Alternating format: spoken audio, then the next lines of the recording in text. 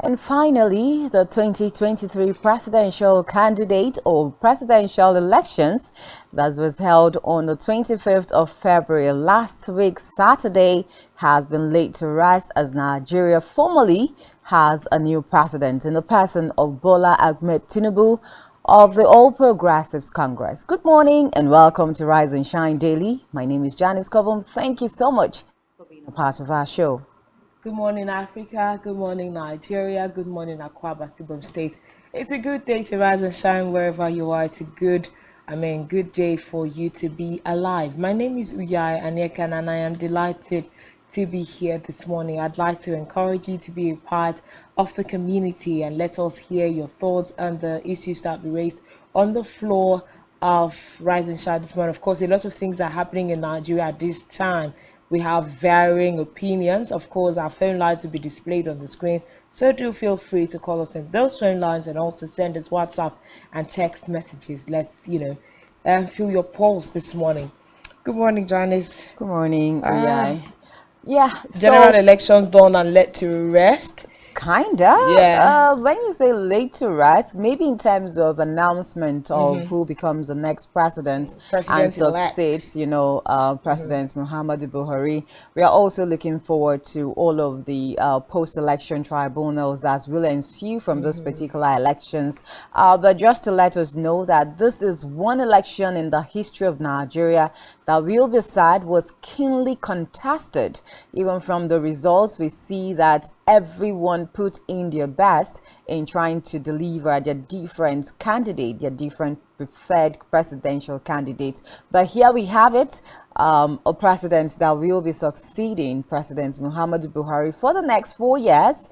And afterwards, Nigerians will head back to the polls, to contest, to vote another president, but here we are. We're still of the conversations about some anomalies that have been associated with this particular elections, and I think at this point Nigerians are also of the concern of how the March 11 elections will play out, Mm-hmm. considering all of the shenanigans that followed those particular elections. There's a lot to look out for in the March 11 election. It just means that at the rate Nigerians have gone, in the just concluded collation of results, just expect a heightened level of followership during the election. Now, what I mean by that is we had a lot of people painstakingly take the photographs of results in their units, and all of those things, insist that they wait to the end for the results to be uploaded.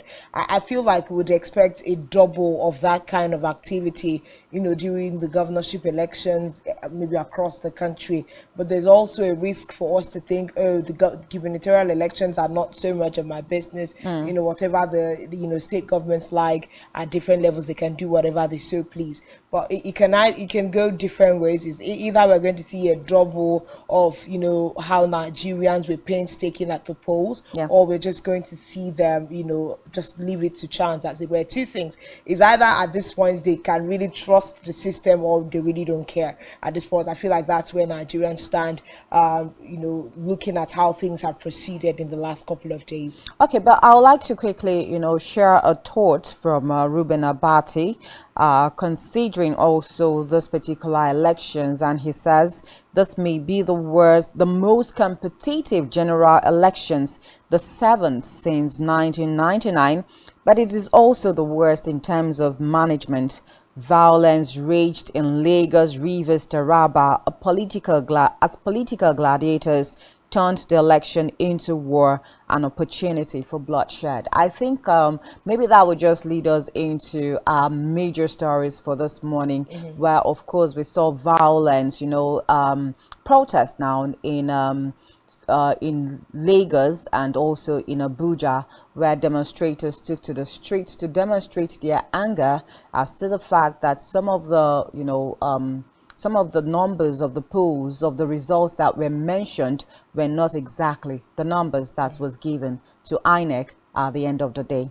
Yes, a lot of protests seems to be springing up in different parts of the country, at this time. And on Tuesday, we saw some members of citizens in Abuja now storm the National Collation Center at the International Conference Center in Abuja to demand that the Independent National Electoral Commission keep to its promise to deploy electronic transmission of results. The development came barely 24 hours after a similar group gathered near the National Defense College a few meters away from the center, chanting INEC, keep your promises, no IRF, no collation, among others.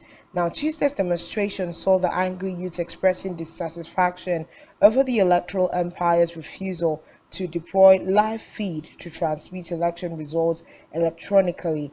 Addressing journalists to cover the protest at Emeka Anyoko Street, about a kilometer to the collation center. Now, one of the protest coordinators for the protest, Ilemena Onoja, explained that their major demand was for the INEC chairman, Professor Mahmoud Yakubu, to fulfill his pledge of a free, transparent, and open process. Onoja also noted that in place of the due process that was promised, they were shocked to see INEC officials writing out the results contrary to the provisions of the Electoral Act and INEC guidelines. He said, we came out on the 25th of February to cast our vote for our preferred candidate. We were told that a process was going to be followed.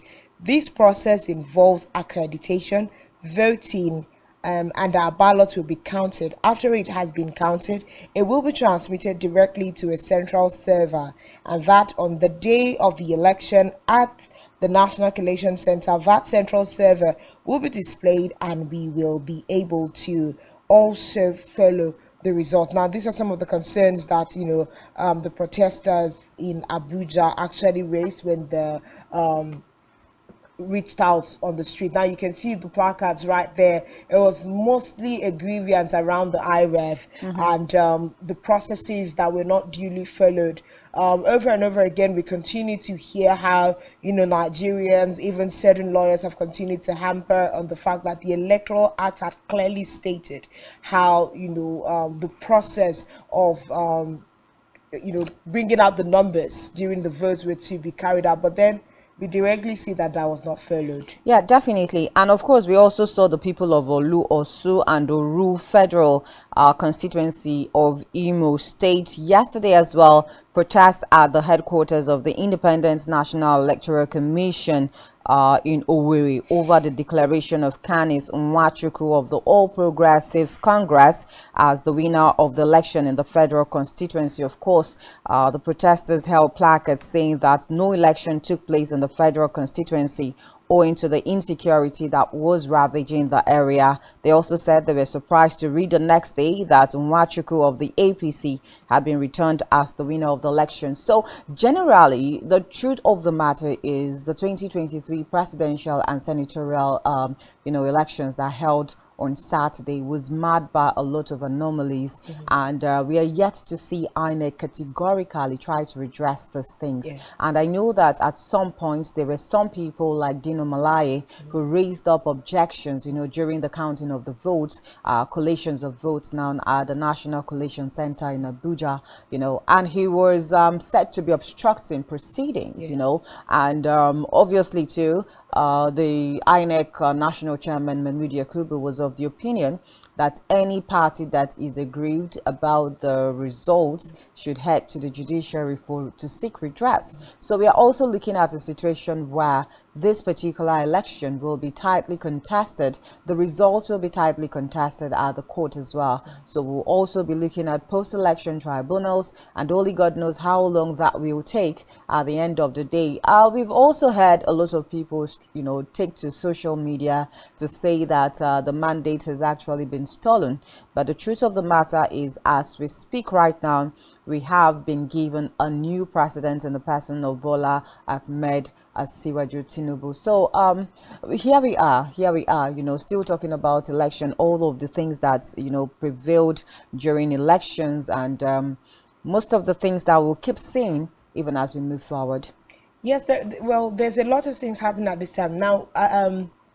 First of all, one would expect that once a president was announced in the country, you're going to have a rave of joy, over the citizens. But it just looks like we have so many people pitched against different camps at this time. It's not, at some point you can notice it wasn't a race about a particular candidate anymore. It was the voice of Nigerians. It was Nigerians asking for an absolute change. Now we are saying we've had APC for 8 years. This is where we are as a country. Nigerians were saying we didn't really want to do this for another 8 years. Take us to 16 years, because I mean, let's be honest, when once someone sits, it's usually really hard to unseat them in the 4th year.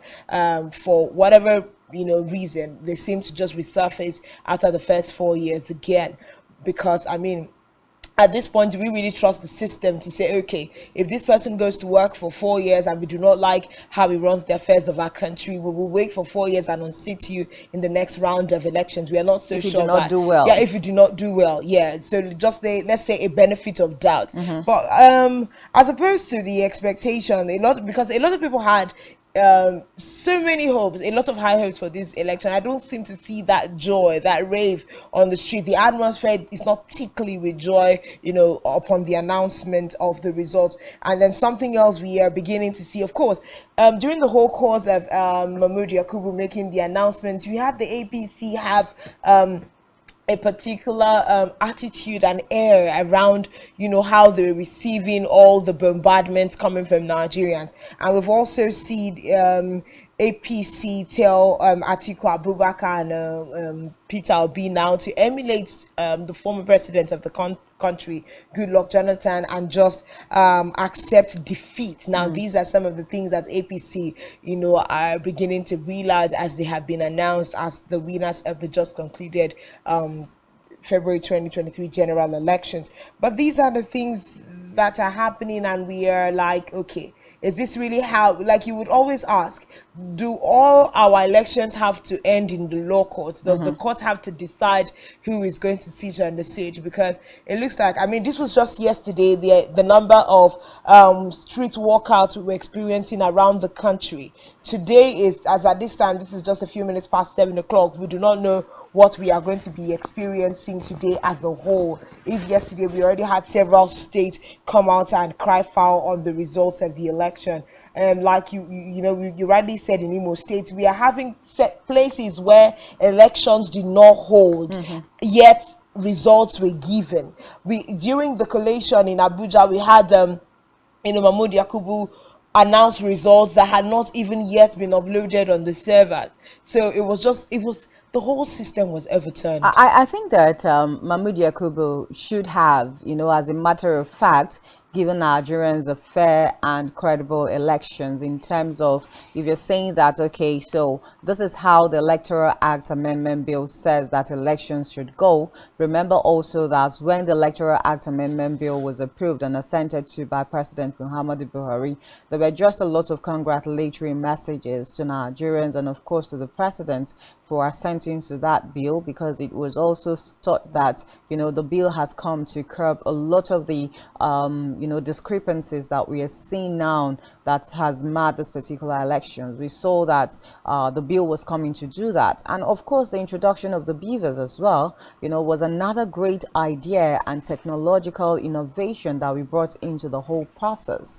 And we were also expecting that at the end of the day, the beavers will be used to, give Nigerians that election that we actually hoped the beavers, was going to be used for. But at some point, we didn't see that coming. And if, for example, just as they said the beavers was going to do, prompt uploading of results, to the server, I think it would have given Nigerians that opportunity to see that, okay, this election is quite transparent.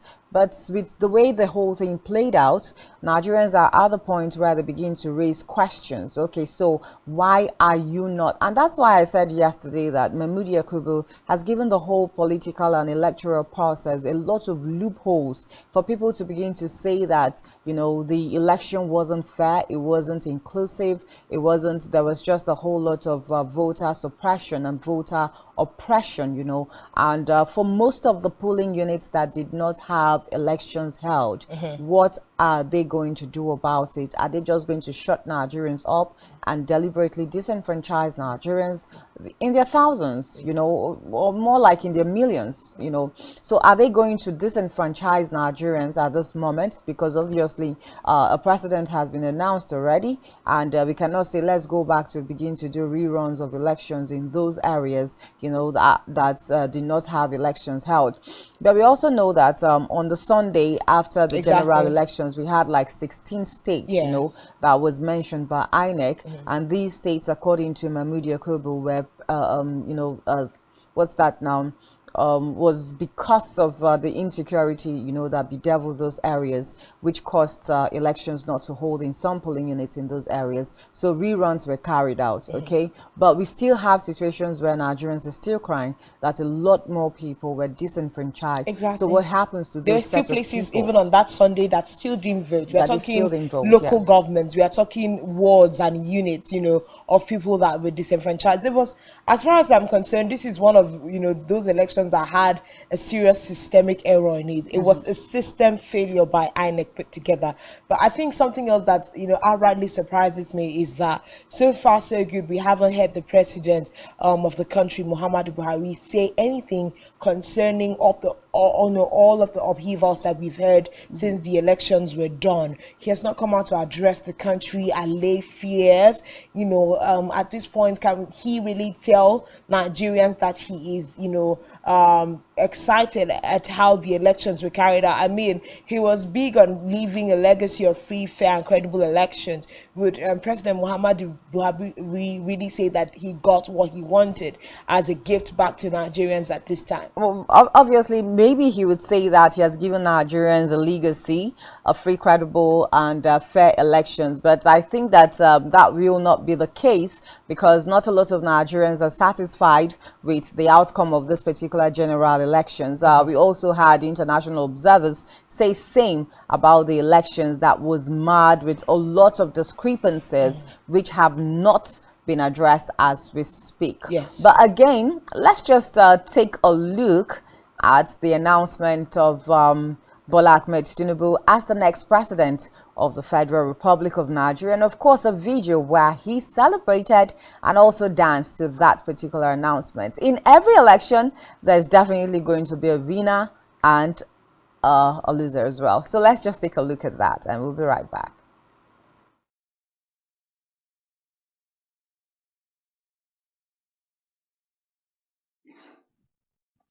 Having satisfied the requirements of the law, is hereby declared the winner, and it's 60,600. Iwanyao Daniel Daberechuku of the ZLP, 77,665. That Tinubu Bola Ahmed of the APC, having satisfied the requirements of the law, is hereby declared the winner and is returned elected. Thank you.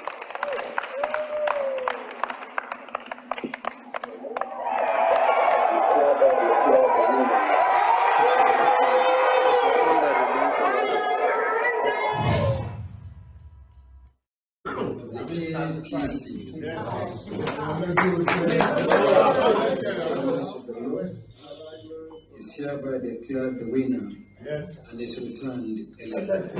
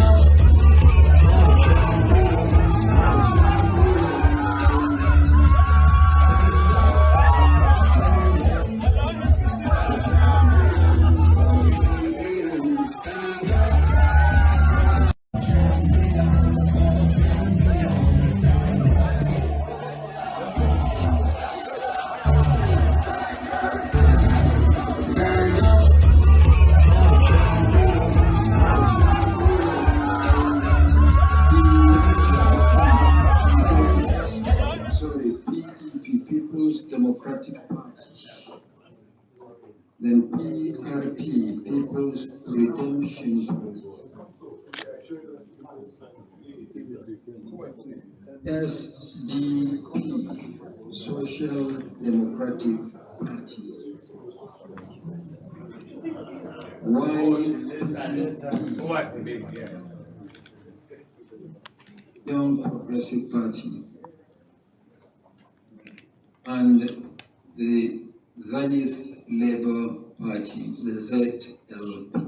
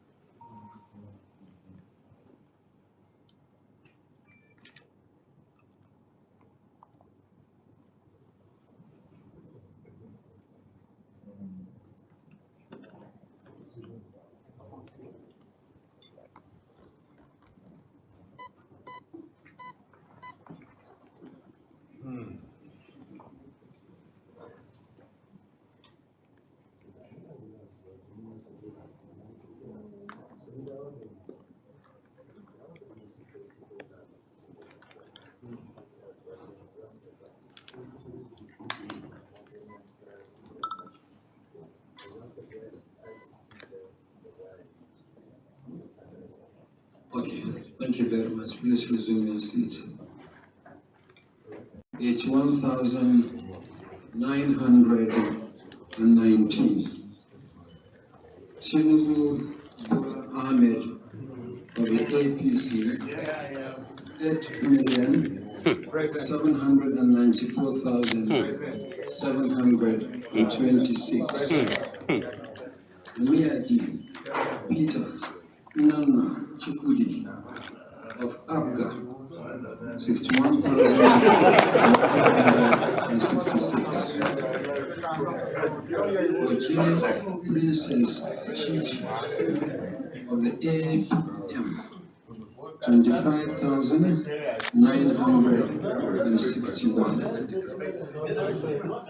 Radi Charles Osita of APP, 12,839.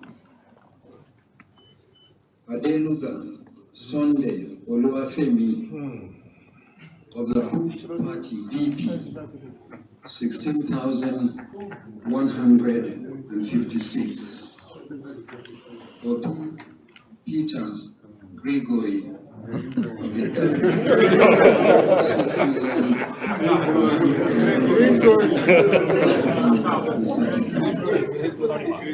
Musa Muhammad Rabiu Konkoso of the NNPP, 180 496,687.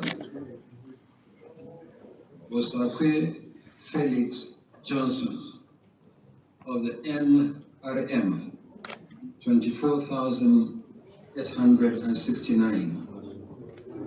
Abubakar Atiku of the PDP, 6,984,520.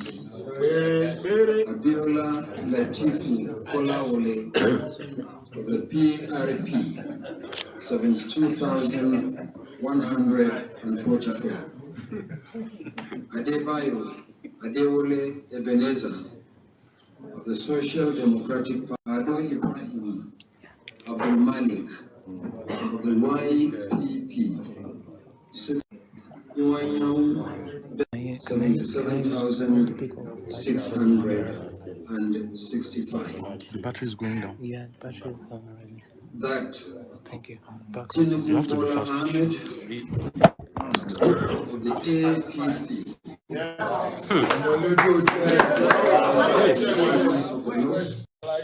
is hereby declared the winner and is returned elected.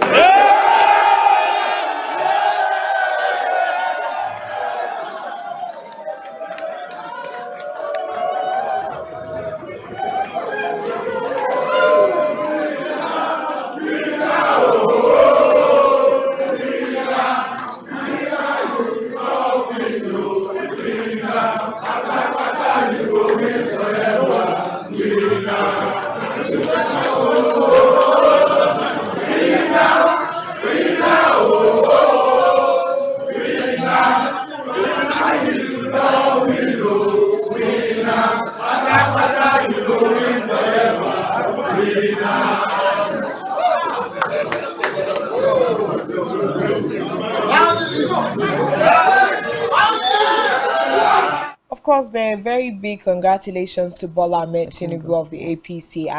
Of course, we've also seen that the President of the Federal Republic of Nigeria has congratulated Bola Ahmed Tinubu of the APC on his win at the just concluded general elections. Of course, a lot of President Muhammadu Buhari congratulated the winner of the 2023 presidential election, the candidate of the All Progressives Congress APC Bola Tinubu.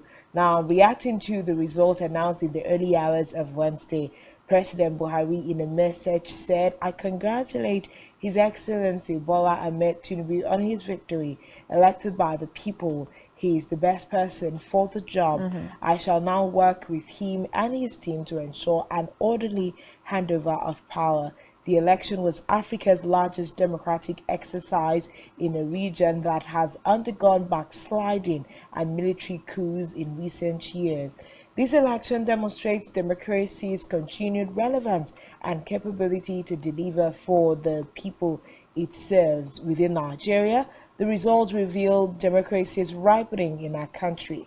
Never has the electoral map shifted so drastically in one cycle. In the presidential elections, states in all regions across the nation changed color. Some amongst you may have noticed my home state amongst them. The winning candidate did not carry his own home state either. That happens during a competitive election. Votes and those that cast them cannot be taken for granted. Each must be earned. Each must be earned. Competition is good for our democracy." He said there is no doubt the people's decision has been rendered in the results we look at today.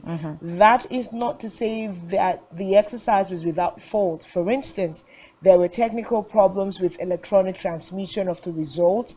Of course, there will be areas that need work to bring further transparency and credibility to the voting procedure. However, none of the issues registered represent a challenge to the freeness and fairness of the elections. I know some politicians and candidates may not agree with this view. That too is fine. If any candidate believes they can prove the fraud they claim is committed against them, then bring forward the evidence.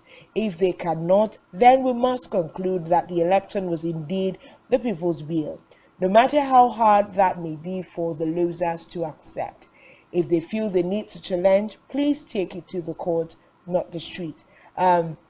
However, to do the latter means they are not doing it in the interest of the people, but rather to inflame, to put people in harm's way, and all for personal selfish gains. A lot of things being said here. After a degree of polarization that necessarily accompanies any election, it is now time to come together and act responsibly. The president called on all candidates to remember the peace pledge they signed just days before the election. Do not undermine the credibility of INEC. Let us now move forward as one. The people have spoken. Those were the words of the President of the Federal Republic of Nigeria, currently seated. Of course, Bola Ahmed Tinubu is the president-elect. As of now, President Muhammadu Buhari remains the president of the country till May 29, where he hands over. But with the president's statement there, I know that somewhere in the course of the program today, we'll be able to bring a visual to his statement right there. But just going through that congratulatory message from the president, I think he has answered all the questions with regards to where he stands, with regards to his view concerning the election. He has been clear in that statement. He pegs this election as free, fair, and credible. He pegs it at the fact that Nigerians have voted who they wanted. So as of now, we would say, working in tandem with this particular statement that we have just read, it means that the president can, at this point, find himself to have lived up to his plans to give Nigeria a legacy.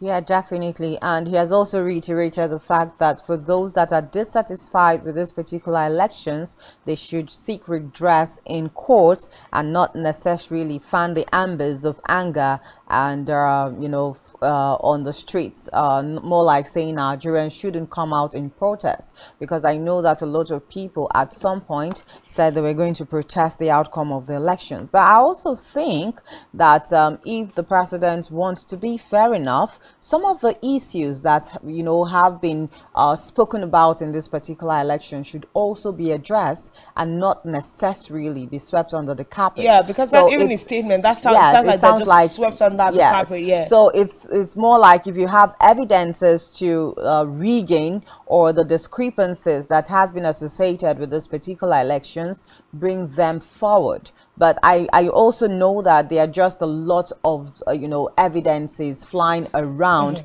as to the fact that voters were induced, voters were intimidated, as to the fact that there were no elections in some areas, as to the fact that some people snatched ballot boxes, as to the fact that even the beavers machines were hijacked and stolen. So let's see how we can come together, because we're looking at a democratic process here.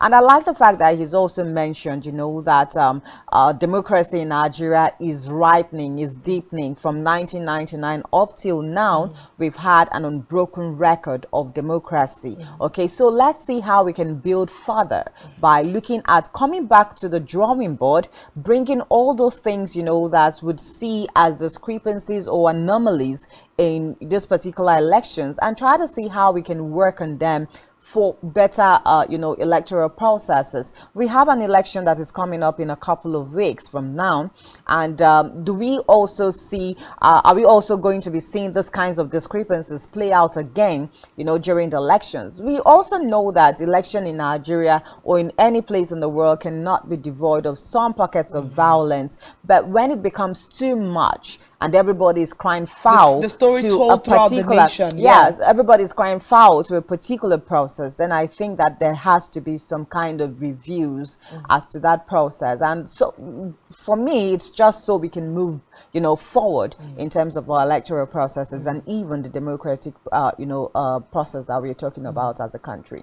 If one would really pay attention to the statements of the president at this time, he sounds more like the discrepancies that we had out of the elections with quite minimal. It doesn't sound like it was a grievous situation. It doesn't sound like it was widespread. It's just like, okay, there were pockets of irregularities here and there, but that should be expected. And at this time, let's just work with INEC. He doesn't sound like, it was a rave of irregularities all over the country. His statement doesn't give that air. But I think with his statement and with the outcome of the elections and having Bola Ahmed Tinubu as president-elect, it also puts to rest, the allegations that he was working against the candidacy of Bola Ahmed Tinubu and Shatim Kashim now, to become the next president of the Federal Republic of Nigeria. Let's not even forget all of the allegations that trailed, at some point in time, someone like the governor of Kaduna State, El Rufai, coming out to say that some elements in the presidency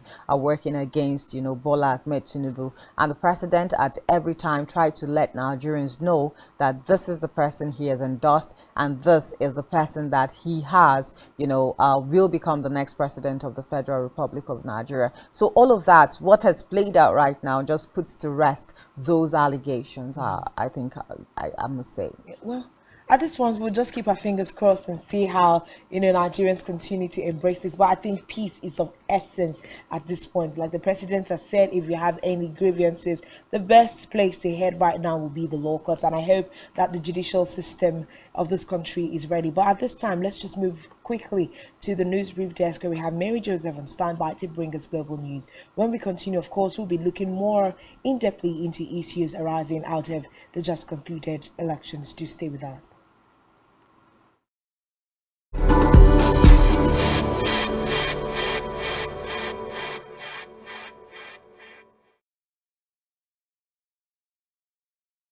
Nigerian police, which is the only one allowed by grossly abused. Our governors have to share police power with the president as stipulated by the constitution. We do not have a federal government police force. We have the Nigeria Police Force, which shall be administered, organized, and supervised by the Nigerian Police Force. No, my lord, I want to say something. I want to say something here.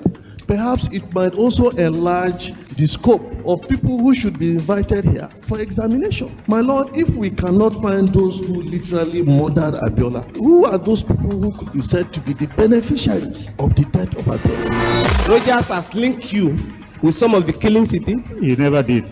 He linked you with the attempted murder of Hebrew. He did not. My Lord, the Matters Council is leading the evidence in our matters. Is this an adversary proceeding? It's not, my Lord, but we can't be talking about cases which are in court. Is this an adversary proceeding? It's not, my Lord. These cases are in court, my Lord. I'm just reminding you, Lordship. My Lord, sorry, my Lord, I think I'll be in cross-examination. Legally Speaking, a program that deals with legal issues and questions we face as citizens of this amazing country, Nigeria. Legally Speaking. Join us every Friday from 5 p.m. to 6 p.m. for Legally Speaking.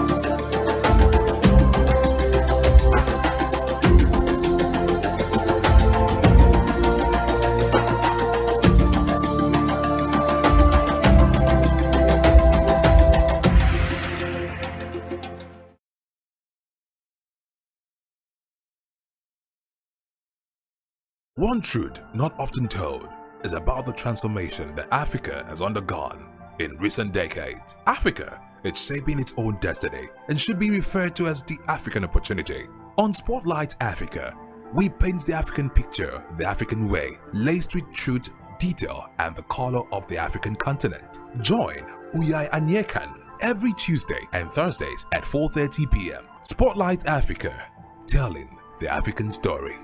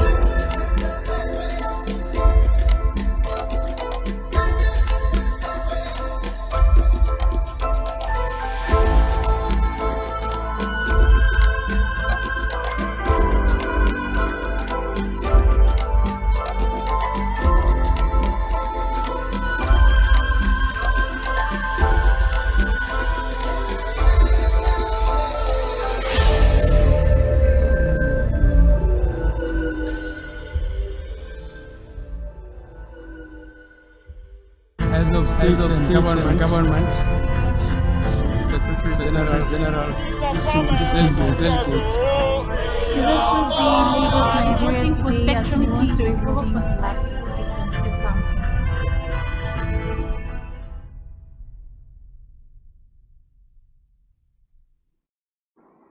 A very good morning to you and welcome to your morning news briefing Spectrum, live from Uyo. I am Mary Joseph. We begin the news brief with the Economic Financial Crimes Commission and also the African Union Commission Election Observers Mission and the Economic Community of West African States Commission, as they have commended the conduct of the security agents deployed for last Saturday's Presidential and National Assembly elections. They gave the commendation during their visit to the Inspector General of Police Usman Baba at the force headquarters in Abuja. The Force Public Relations Officer Olumuyiwa Dejobi said the mission noted that despite pockets of incidents recorded at some of the locations for the Presidential and National Assembly elections, the election security management emplaced by the NPF and other security agencies deployed effectively ensured a de-escalation of the immediate security challenges. Elsewhere, Governor of Adamawa State, Amadu Fintiri, has suspended activities of non-governmental organizations operating in the state till after the March 11th governorship and House of Assembly polls. The governor in his state broadcast said he took the decision based on intelligence information that many NGOs were hiding under the guise of providing humanitarian assistance to citizens to dabble into politics. Meanwhile, ahead of the planned population census, the National Population Commission has trained 30 journalists in Gombe State. At the one-day capacity building workshop organized for journalists, the Federal Commissioner of the National Population Commission of Gombe, Abubakar Dumburuma, noted the census was a unique opportunity for Nigerians to be enumerated. On the foreign scene, India has been positioning itself for a leading voice of developing countries known as the Global South in recent years. Now, as president of the G20, Delhi could not have a bigger stage on which to deliver. The world 19 wealthiest nation plus the European Union account for 85% of global economic output and 2/3 of its population. Heading now to sport, informed Napoli striker Victor Osimhen has emerged among the Manchester United manager Erik ten Hag's summer priorities as the club plans to reinforce in the summer. According to reports, United will reportedly target at least 2 major signings this summer to continue their momentum under the Dutch manager. That's all on our news brief this morning. We'll bring you details of this and more in our news at 12. I am Mary Joseph. Let's head back to Janice and Uyai, where we have the news coming up shortly.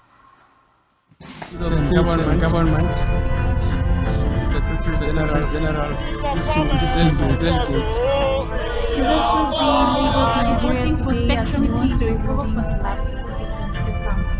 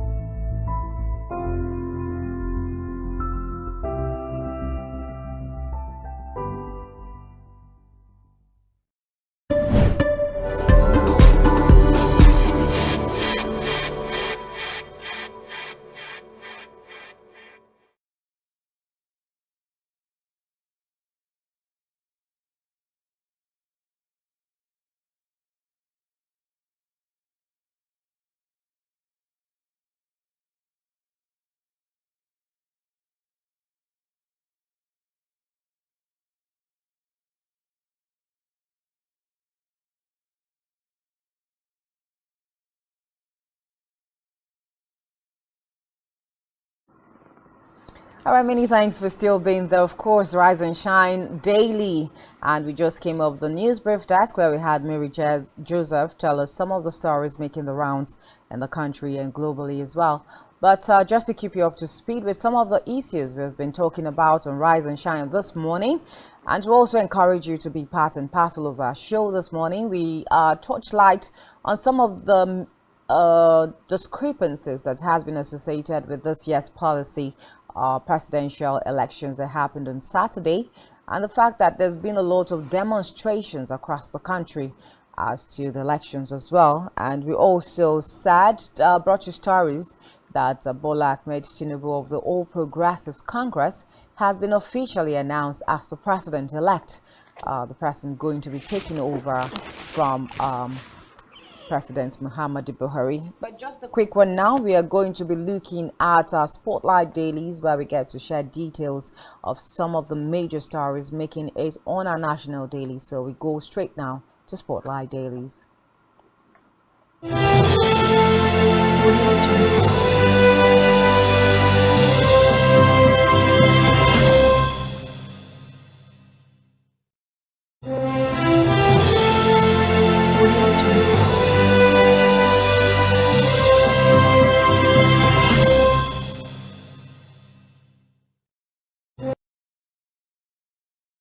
Of course, to begin daily spotlight, today's spotlighting on the front page of our national dailies this morning, we go straight to the Punch newspaper this morning. And the very big story there this morning says Tinubu in clear lead. APC candidate files suit to stop INEC, others from halting collation. INEC insists election credible, tells parties to seek legal redress. Polls, fuel hits 300 naira per litre as marketers halt loading. 76% of CBN anchor borrowers yet to repay loans. Page 19, uproar as candidates reject National Assembly poll results. Obasanjo, partisan, trying to truncate democracy, says federal government, page 27. West African Elders Forum, Jonathan, former president, others visit Tinubu.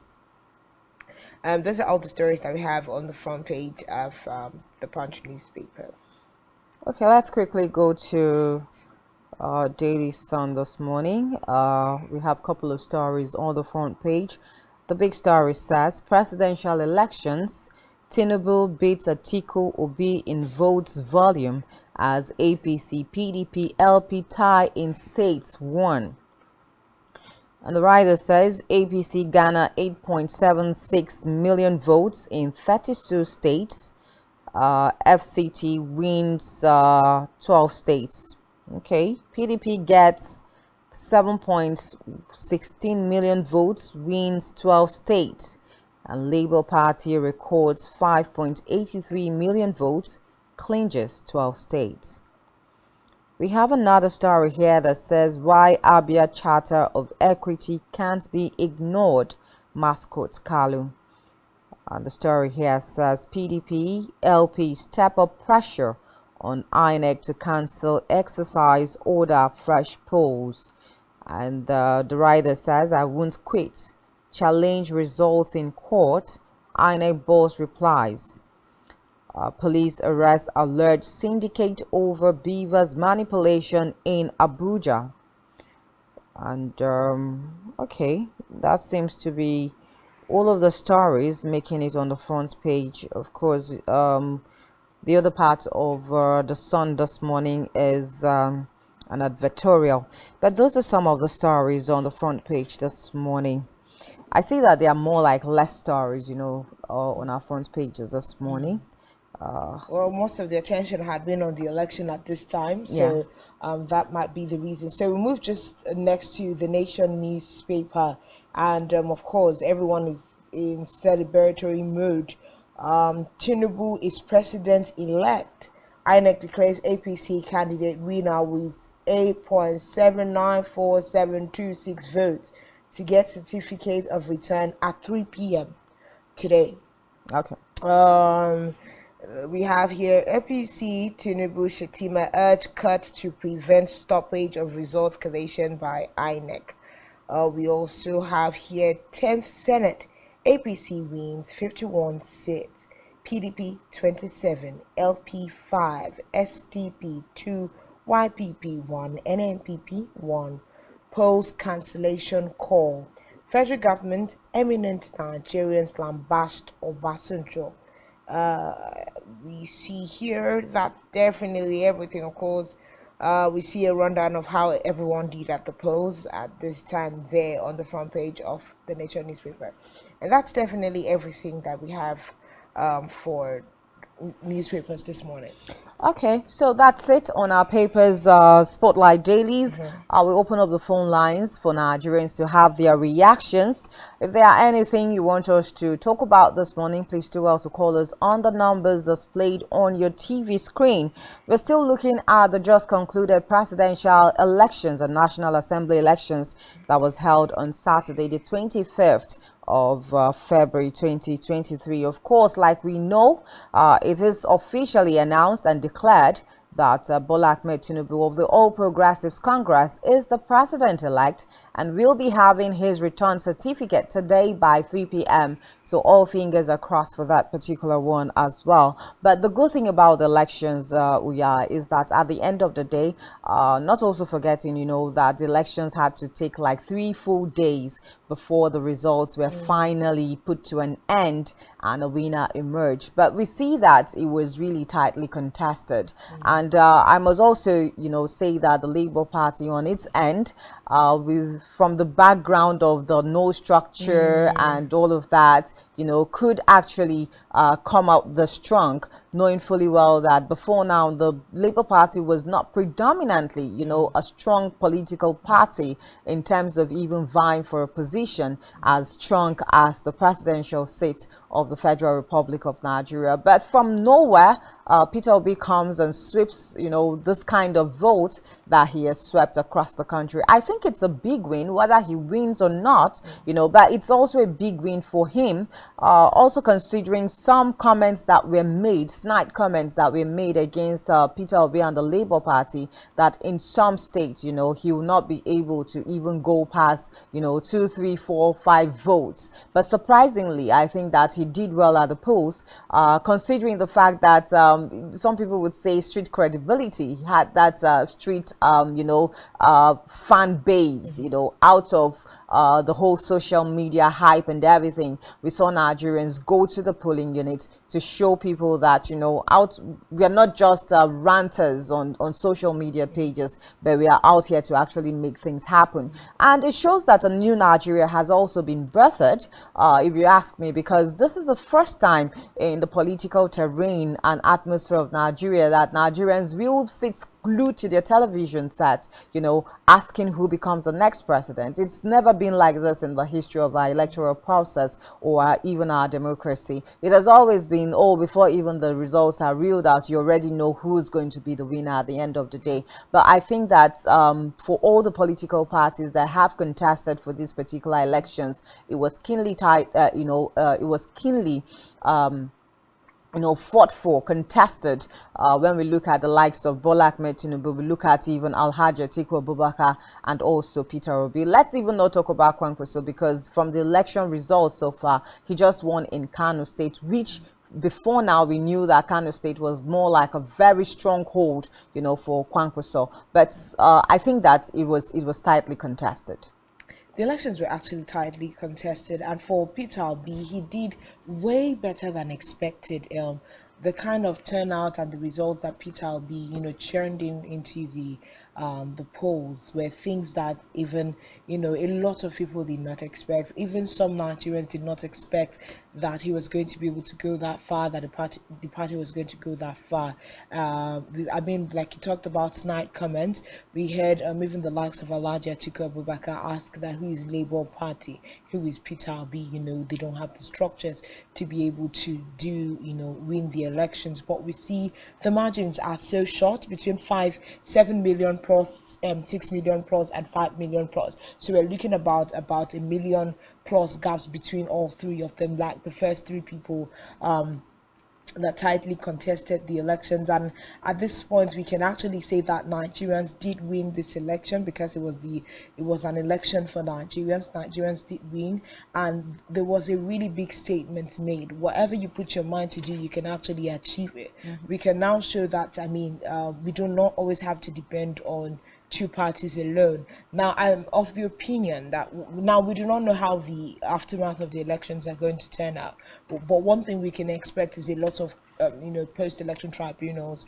But after that, what I would even like to say is that we hope that the Labour Party can go back to base and keep working on their system. This is not the time to, just shoot your sword and everyone scatters, and then you do not go back to building grassroots structures, firming up everything. I think it's still time for Labour Party to work, and I think whoever the people are that advise Peter Obi, this will be the best time for him to stay put in the Labour Party and put down the work necessary. Whatever the turnout will be at the court, we do not know, but we have another 4 years before the next cycle of elections. Yeah, definitely. I think we have a call at some point.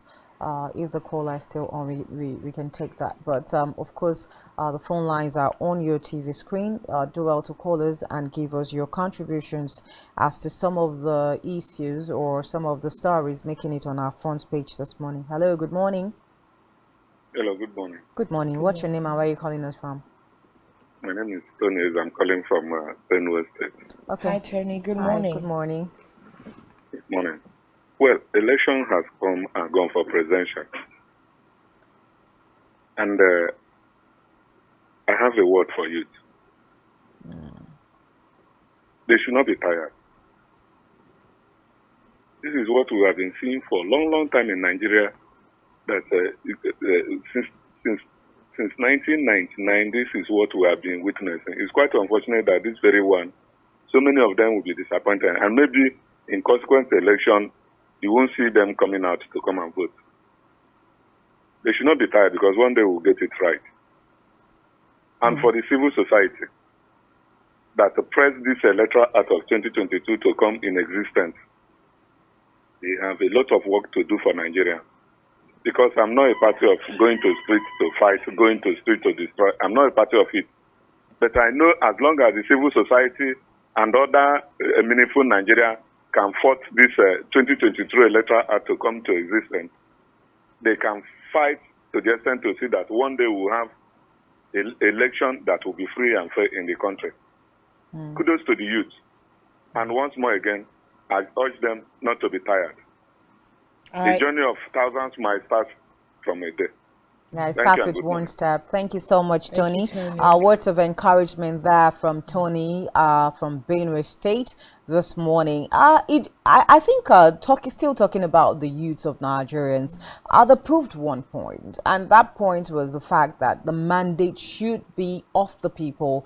The mandate is of the people, and they went forward, to show that they actually have the mandate to change the trajectory of the political space in Nigeria. Hello, good morning. Hello, good morning. What's your name and where are you calling from? My name is Gabriel. I'm coming from Abia State. Please, can you turn down the volume of your television set? I think we're having a hold back and it's not nice for us. Hello, are you still there, David? Okay, we lost that particular call, but a lot of reactions would be expected, but I would always like how Tony, tries to keep everyone calm. It's important that we just stay put and we are calm at this time. And like I was saying just before Tony even called, it's not the time to down tools. It's actually time for us to continue to work. If we down our tools at this time, we would not have achieved as much as we think we have achieved. If you end the work at this time, it will be easier for moth to eat through the foundation. But if we continue to put in the work, if the youth will continue to stand together, let's not even begin to have that conversation of there are no guarantees in the next 4 years. If we have a multiplied effect of what we just saw in the just concluded election in the next 4 years, you're even sure that if we are not satisfied with the work of the president-elect, you could be seeing an upturn of where an incumbent is taking up the seat. But we really just need to continue to put in the work at this time. Labour Party cannot down tools. NNPP, for instance, cannot even down tools. Everyone needs to work. If we are talking about changing the dynamics, the conversation, the trajectory of democracy so far in the country, we need to walk beyond where we have brought it a long journey, from where we've been since 1999 to date, but we need to continue to push. We haven't gotten to the destination we want, so now is not a good time to down tools. So I totally buy Tony's words. Let the youths not down their tools. The third force that rose, it's not time for you to. It's not time to. I think it's even a place where all political parties should go back to the drawing board. Okay, and let's not even start brewing like what we call it intra-party factions. Let's take this call so we get to wrap up this and bring in our guest. Hello. Hello. Good morning, sir. Good morning. What's your name and where are you calling us from? Okay, so the line is actually it's not clear, so we'll have to drop that call. But very quickly, I think we just have to take a breather at this point so we can get our guests in. And still talking about the general elections, the just concluded presidential and senatorial elections. There's still a lot to talk about this particular elections. Let's review it further and see how we can become a better nation moving forward, because obviously we still have more and more elections to conduct in the future. And just like the president has said, it's not just saying if you're dissatisfied with the results, go seek redress in court. It's a thing of what amount of discrepancies the Nigerians find in this particular electoral process. If it's minimal, we say fantastic, we have done a great job as INEC and the electoral umpire. But if what we have as discrepancies overshadows, like we have a loud cry from different parts of the country, that means that there's a question that needs to be answered. So at this point, we just take a breather, and when we come back, of course, we bring in our guests to look at the general elections and the just concluded elections and some of the anomalies that has been associated with these elections. We'll be right back shortly. Do stay with us. The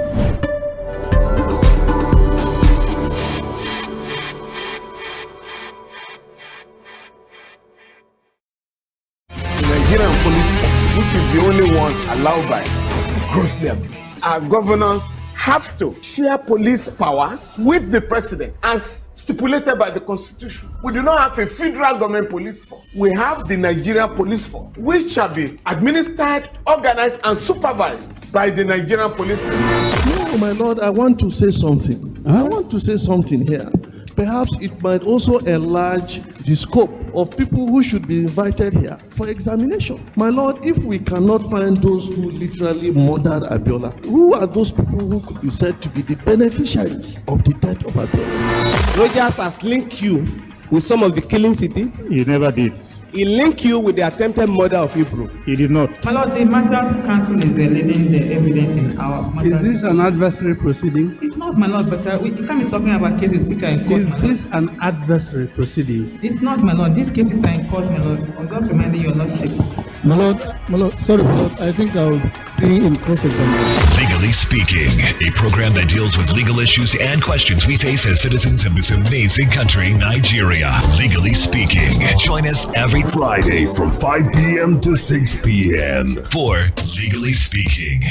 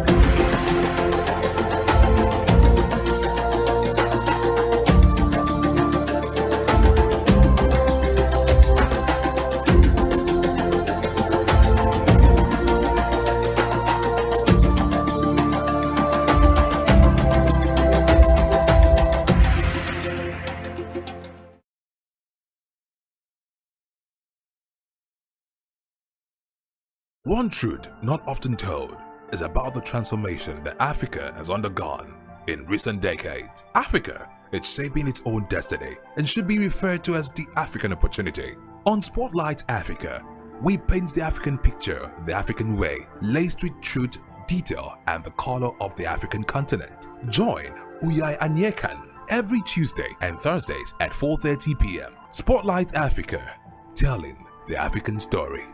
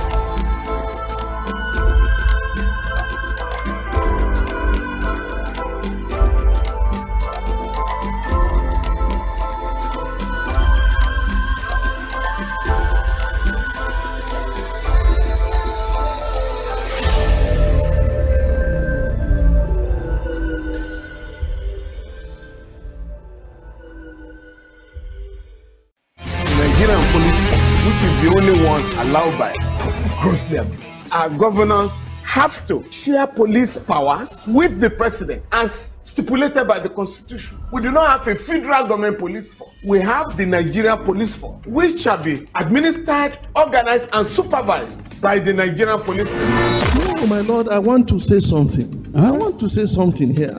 Perhaps it might also enlarge the scope of people who should be invited here for examination. My lord, if we cannot find those who literally murdered Abiola, who are those people who could be said to be the beneficiaries of the death of Abiola? Rogers has linked you with some of the killings he did. He never did. He linked you with the attempted murder of Hebrew. He did not. My lord, the matters council is leading the evidence in our matters. Is this an adversary proceeding? It's not, my lord, but we can't be talking about cases which are in court. Is this an adversary proceeding? It's not, my lord. These cases are in court, my lord. I'm just reminding your lordship.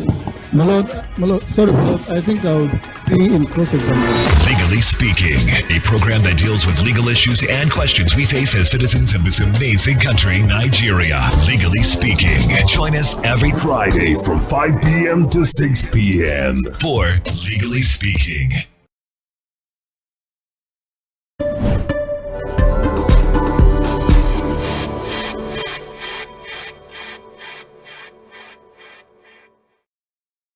Welcome back. This is still Rise and Shine, and we're coming to you live from Uyo, the capital city of Akwa Ibom State, Nigeria, of course.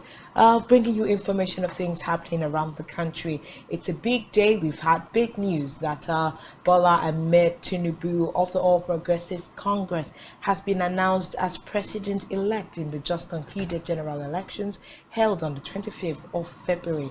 Of course, but out of that election, we have a lot of discrepancies, irregularities, and anomalies that have thrilled the conversation of the just concluded elections. To have the conversation and look at some of the issues and probably prefer some solution, we have some gentlemen here on set with us this morning to look in-depthly into those issues. Let's make welcome Anit Justin, who is political affairs analyst. Good to have you on the show this morning. Good morning, Leah. Of course, we also have right here Citizen Matthew O'Connor, who is the founder, president, Open Forum. Good to have you here. Thank you very much. Also, good to be here. Yeah, good morning. Good to have you. Also on set with us this morning is a professor of law, Etefia Ekanem. Good morning. Good to have you, Prof. Welcome on the show this morning. Good morning. Good morning, Nigeria. Yeah, we'll start by saying many congratulations to Professor Etefia. The last time Prof was on set, he was a doctor and Dean Student Affairs, University of Uyo. But today we have a professor, we have him as a prof. Prof, congratulations to you. Thank you. All right. Thank you. Okay, so let's talk about Nigeria. Let's talk about the just concluded presidential and senatorial elections that held on Saturday. Now, it is on record that this is the 7th election, that has heralded our 23 years of unbroken democracy in Nigeria. But I would like to start from more like congratulations to Nigerians at this point in time, because at last, all of the counting and collations of results has finally been put to rest. At least I would say that the tension has been doused a little bit, because finally we have gotten a winner of this just concluded elections. But let me say, how does this make us feel? Let me start from Prof. Prof, what's your take on this? How is the feeling this morning? Bola Ahmed Asiwaju is the next president of the Federal Republic of Nigeria. First, I want to join you in congratulating Nigeria. And Nigeria, it's a success. It's a success because we have had, this is about the 7th cycle of elections we are having, and we were not consumed. We've not been consumed. For every election, there will always be a winner. Early this morning, Ahmed Tinubu, the senator, was announced the winner, having met all the constitutional requirements. Ahmed Tinubu has been a governor, he has been a senator, so I think Nigerians have spoken. Be that as it may, we know that there are contending voices. The process remains, the process continues. from the having voted, the results have been collated, announcements have been made, and the winner has been declared. There's also the process of going to approaching the tribunal. So rather than anyone to continue considering taking to the street or resorting to violence, I think if anybody who feels aggrieved should go to the tribunal and express his grievance. But for me, I will use this opportunity to congratulate Asiwaju Ahmed Tinubu for his victory. Until that victory is obtained, he is the president-elect, and Nigerians have spoken. When we say Nigerians have spoken, Nigerians could have spoken in very different ways. For those of us who were not particularly supporting him, by making our own choices, choosing whoever we wanted, and reducing his numbers, and those who chose him being more than those of us who are on the other side, a summary of all of this, or a summation of all of this, produced the president-elect. And I think Nigerians we should wake up to that reality that for today, Bola Ahmed Tinubu is a president-elect. Okay, so that would be a congratulatory. I think we can just imagine that that's going to go across board for everybody. So let's talk irregularities, because as of yesterday, we began to see pockets of protest, break out in different parts of the country, Abuja, Imo, and all the likes. We had a walkout staged by Dino Melayi and the Labour Party party agent during the collation. These are some of the issues that I've shown. Now, biggest on the table is the fact that the Electoral Act of 2022 clearly stated how the results were expected to be read out, the processes it was meant to follow. But in the eyes of all Nigerians, glaring in this day is the fact that that due process was not followed. I would like to ask, in the eyes of the law, where does that put INEC and the just concluded collation of results? I would really just love to ask Professor again, first from the point of law, and then we can just get back to it. Okay, let me say this.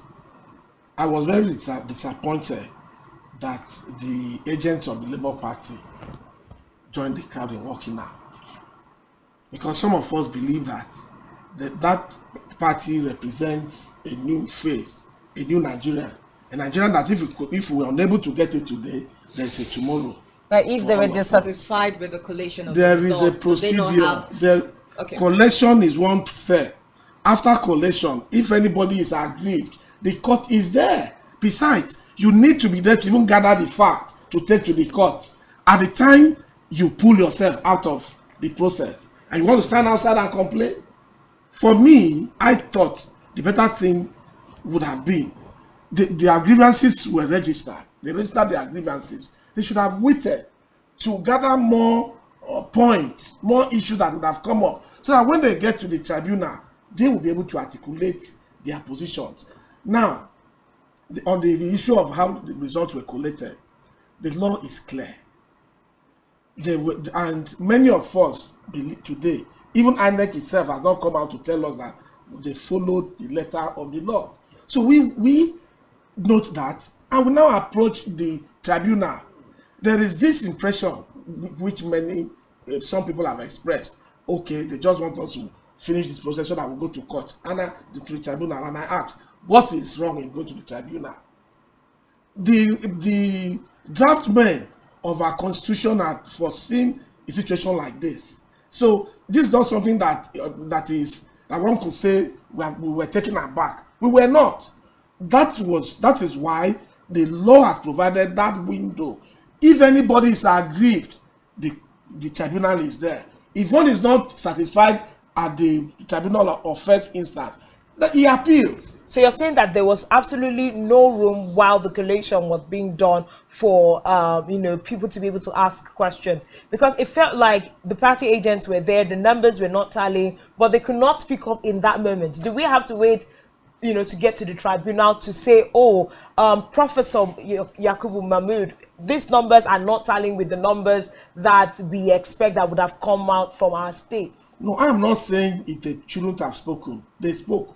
They raised their issues, and they were given opportunity to express same. But I'm saying at the point of walking out, that was a constituted authority by this country, and we should show respect. If one is seeking for opportunity to lead Nigeria, he should be able to prove that, to convince us that he is responsible enough, that if he has the opportunity of getting there himself, he will expect us as an authority to be respected. Okay, I think Citizen Matthew Kono, you might have a different opinion, from the sentiments that Prof is sharing. Yeah. Go ahead. Thank you very much. See, the 2023 general elections is one election that Nigerians and the global community had believed was going to reset the way we do things. You hosted me yesterday, and I said that the three major contenders are the kind of people who can say that they contested based on who they are, not even on the party platforms. After all, Bola Ahmed Tinubu was telling that his party has got F9 parallel, that they don't know how to think and they don't know how to do. Even the party themselves went against Mr. President, a lot of problems. So Tinubu was running like he's running on who he is. Atiku went against the PDP rule to get the ticket and keep the national chairmanship over there and whatever. That's against PDP. So he was running as a personality. And then the third force that people never saw coming emerged. And it became the name Obedient Movement. A number of persons that followed him don't even know where Labour Party office is or who's the chairman. Nobody cares. They saw him as, this is the Messiah we are following. And what do we have? We had an election with so much expectation. And one of the things that gives me so much joy was the Chatham House talks, where some persons felt bad. Why must we go to London and be talking instead of talking here? Yeah, we talk here. We talk here on television stations like this, which is a global television set. You hardly have town hall meetings where all the contenders can go and they say, oh, this is awesome. Chatham House provided the platform, not just for the candidates, but for INEC. And guess what? What the INEC chairman Mahmoud Yakub told the world at Chatham House about the transparency, about the new innovation. Remember, it was citizens that fought to be sure that we have a new electoral law. And that came to be. Even after that, the president himself was not comfortable. They wanted some amendment. The presidential candidate, the man has been declared by INEC as the president-elect, up to even at Chatham House said he does not want beavers. And beavers, it was supposed to be the game changer. Accepting that there was a saver. Unlike in 2019, where there was a saver, until they said there was no saver, they admitted. And what were the icing on the cakes? That transmission of election result will be from the units, from beavers, and the snapped hard copies, which is available to the party agents. And then citizens were going to view this result real time. There couldn't have been a better approach to giving voters hope, because voter apathy is real. A lot of people never voted in their lives until now because they are sure that their vote will count. So that level of transparency, those that rely on incident form, those that rely on keeping part of the, what do you call them now, ballot papers. Because in election, once you are able to get INEC, get the security, get this ad hoc staff who are just desperate to what will come out. A lot of people go into elections. Prof is a university, congratulations, Prof. They are the ones that normally do these things. And then they'll say, what do we do? You cannot send 500 ballot papers to a unit that has 500 registered voters. You keep some. That's what you're going to use to do upset where you have strength. Where you don't have strength, you cannot do it. But because ever since the advent of democracy, I keep saying it, our political exposed persons have not added value to the lives of Nigerians. Why? They keep recycling themselves. So this election was to mean that citizens can say, we don't want this party or we don't want this person. So what happened? 2 weeks to the election, people were saying, INEC is saying that they are not going to use beavers. They wouldn't do electronic transfer. There is video trending. I guess I must have forwarded to you last night. Yes. So Mahmoud came out to say, I assure you, this election is going to be the best election ever because the checks are all there. I think I would like to quote him before we even go further. He said that the bimodal voter accreditation system machines have never failed and will never fail Nigerians at the 2023 general elections. So what did we have? We had something that is worse than the previous elections where incident forms and then ballot box stuffing was the order of the day.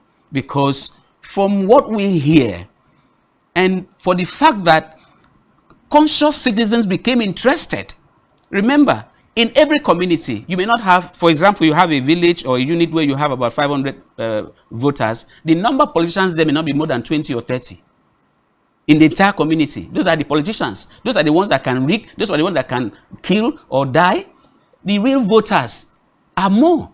So the voters now went out. And their consciousness to be able to follow up the details. What we saw, including the admission of Mahmoud Yakub, that they have a hitch. I said on that day, I've been on election duties from Saturday, that what we are hearing is intentional. You cannot have a critical hitch that will go against the electoral law and the constitution on transmission of result, and you go ahead. What are you transmitting? Big questions. I think Nigerians are still asking that particular question. But let me talk to Ani. Electoral injustice is one thing that has really marred the 2023 presidential elections and National Assembly elections, and Nigerians are crying. But where will this put the youth as we speak? Okay, thank you, Janice. I will speak as a youth. Exactly. But I might actually not express the intent of the generalized youth of Nigeria. You see, a citizen, my brother, said he mentioned voters apathy. There is an angle to this thing that I don't think the political class are really looking at it. Apart from the voters apathy, there is this inciting emotion that is beclouding, like it's on the electorate right now. It is true that everybody does not win every time.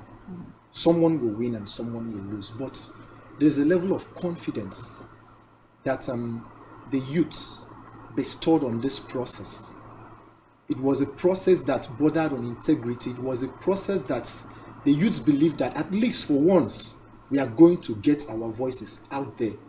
So it becomes totally dismaying that all of a sudden the process is now not what we thought it would be. I am not very interested in the product.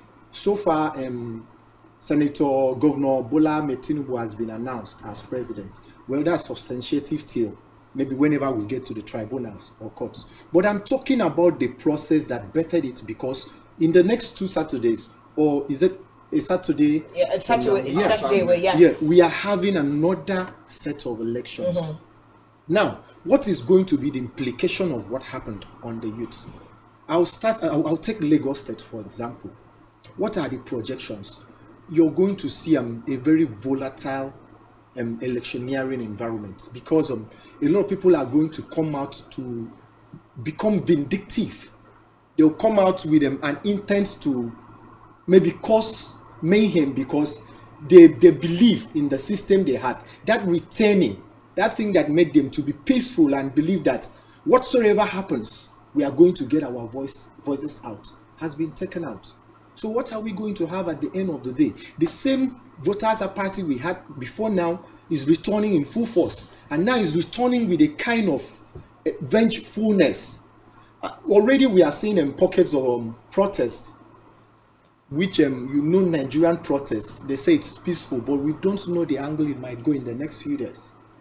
And when we say protest and this thing, we know it's a youthful zest-driven activity. So automatically, we are plunging the Nigerian youths into an era that we had thought we had passed.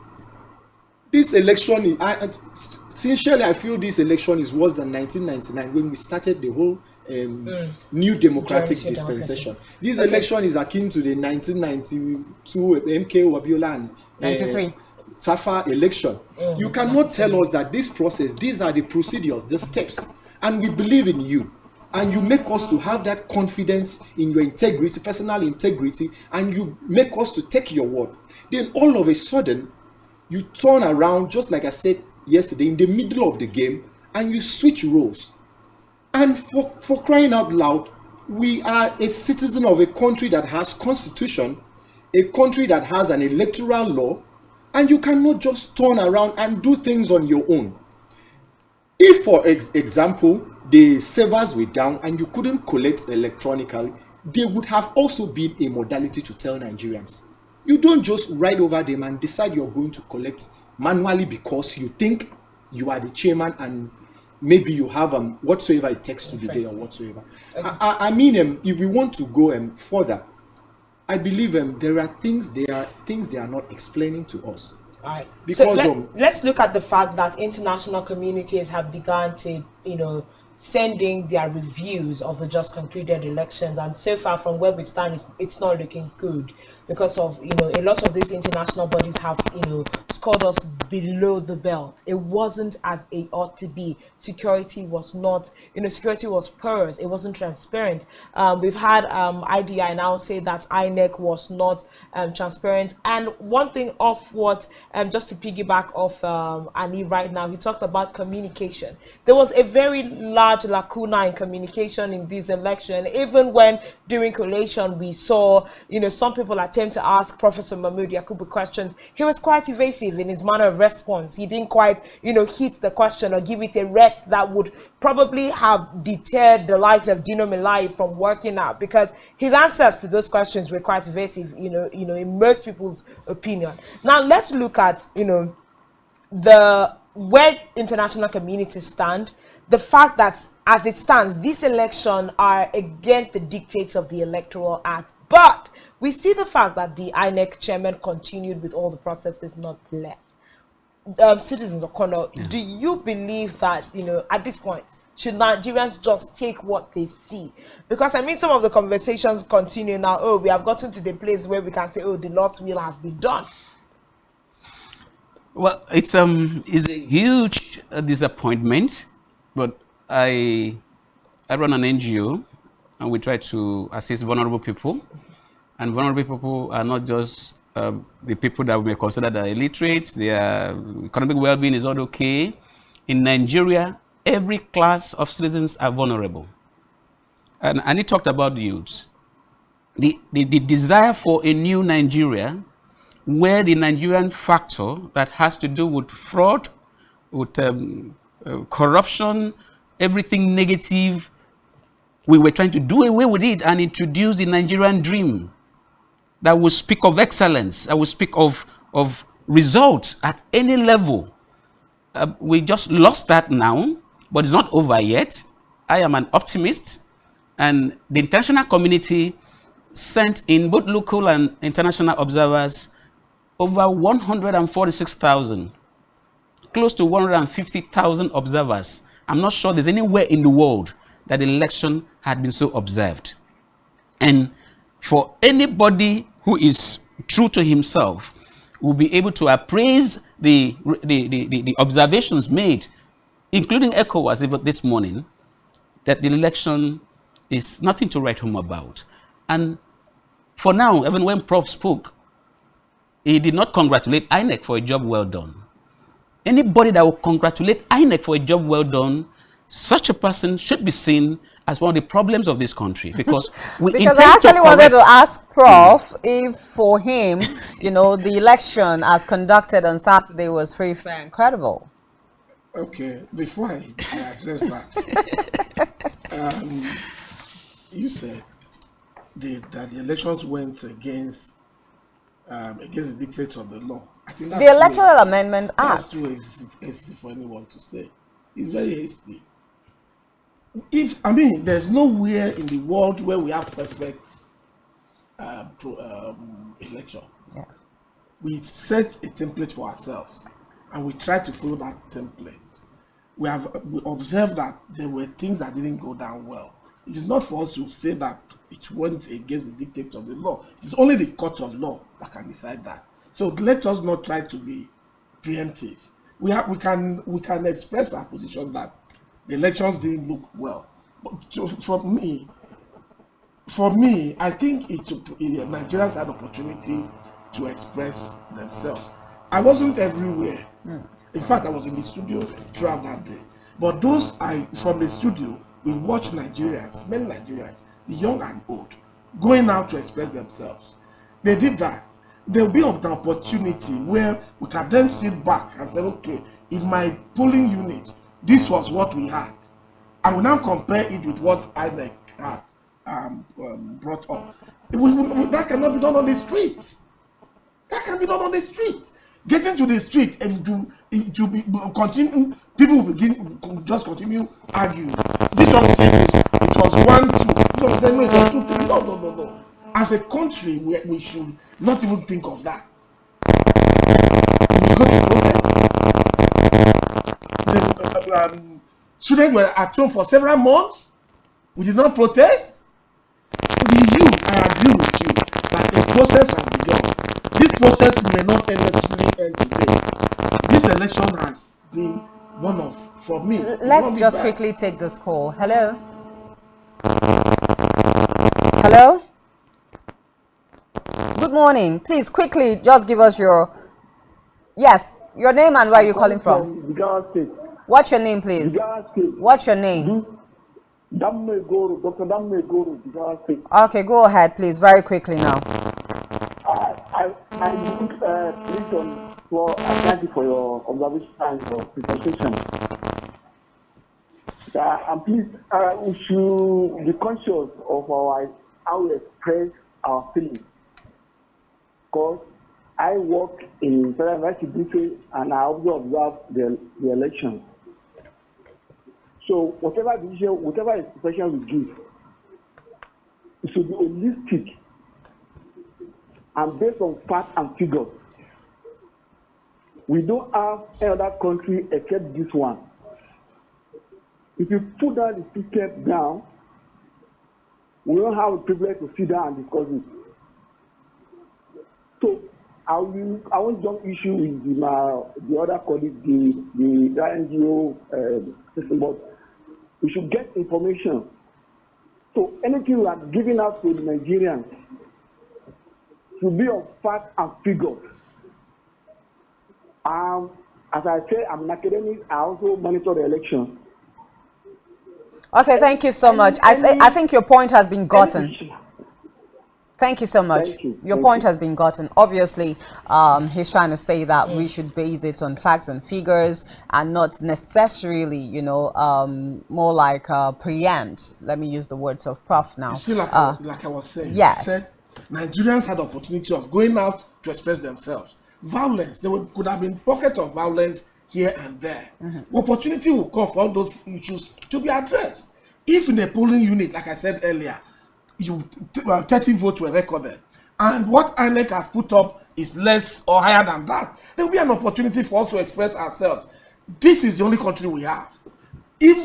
For those many of us complaining, if we were given the opportunity, would we have done better? But that is not even enough for us to condone ineptitude. INEC, for example, I think one of us have even stated here that INEC said they had a hitch. Now, when a man is on his driver's seat, there are things he sees on the road that the passengers may not be able to see. And if they have been able to tell Nigerians we had a hitch without saying more, perhaps if they had given us more information, our reaction, the way we would have reacted may not have given them the opportunity to Okay, Prof, let me just ask another question now. I think we don't want to take calls. Let's just go through this conversation. Thank you so much. If you have something to share with us via phone call, please just send it as a text message. We do not want to entertain any more calls now. Very quickly, citizens, let me talk to you now. Okay. Bola Ahmed Tinubu has 8.8 million votes, and according to research, and Nigerians also, this is the lowest ever scored by a winning presidential candidate since the Fourth Republic started in 1999. Now, would we, when we begin to compare, the votes gotten by APC, PDP, and even the third force, which is the Labour Party, when we compare these votes, would we still say that there was some kind of manipulations in this particular election? Because the margins are really small. Yes, that's one of the interesting things that should be studied by academicians. Why has an election that held so much expectation with so many people, particularly even those that have never voted, came out to vote, that we had such a result? It's like 1979 kind of a result, There's something wrong somewhere. Secondly, the issue of talking with facts, talking with data. It is important to know that when a process has been compromised, you don't even need the figures. You need to say, what did we bypass any of the processes? We talked about voter, my brother Annie talked about voter apathy that may affect the March 11 elections. And then the anger that may go with some persons. I want to add a little to that. What the outcome, the total vote cast, is questionable, and that may lay credence to some parties who are banding different figures. Remember, these parties have situation rooms, and their collation, whatever they have, are from the units, just like INEC. And from even INEC server, we've seen pictures being uploaded as results. Yes, we've seen mutilated results being uploaded, figures tampered with. So we may be in. Tempered. Yes, no, it's clear. We may be getting into another process of litigation that will even inspire voters to come out for the governorship. For me, there is something fundamentally wrong with the total figure. Okay, so now we just have 2 minutes to wrap things up on this end. Annie, what would be your thoughts? Do you think that we have a headway going in terms of our electoral process in Nigeria? Also considering that we have an election coming up in a couple of weeks. I must add that I'm particularly afraid of the March 11 elections. Yes. I've gotten your opinions about it, but I also feel that the other side that we may not be looking at is the fact that Nigerians may also decide not to turn out en masse for the election. That's what he said about voter apathy. Right. So it's either they turn out, okay, we want to prove a point, or they do not turn out also as response. Actually, like one of the person that called in, telling us we must be careful of using facts and figures. The truth is this: why we sit here most of the time is to help analyze current trends and the way things will bend. It's not as if we are sitting as litigants or we are trying to pass judgment at all. Pass judgments. So that being said, you see that as I had said, the trend of voting has actually shown some confirmations. When we said that the third force is coming out strongly, it has actually reflected in the voting pattern. And be that as it may, though there are complaints of rigging, fine and good, we'll get there. But if you look at the templates, voting template, you realize that actually that third force is a strong force. So Janice, you're asking me about the Saturday's election, what we think will happen. What I think will happen is this: Nigerians may not turn up the way they turned up for the presidential election. Truth being that a lot of people get angry when they feel that what they did has not given product or premise to the product they expected. Right. Which is a character of Nigerians. If they turn out, the security system needs to be more stringent, because we are expecting that the air will be volatile.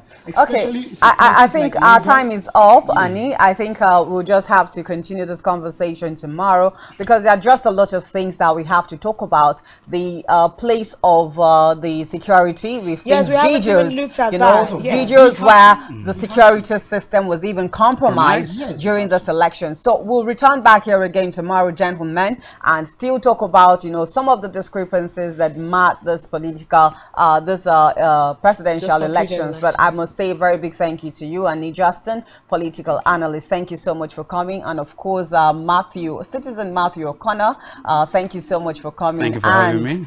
Professor Tefia Ekanum, thank you so much. Professor at Law, thank you so much for your time this morning.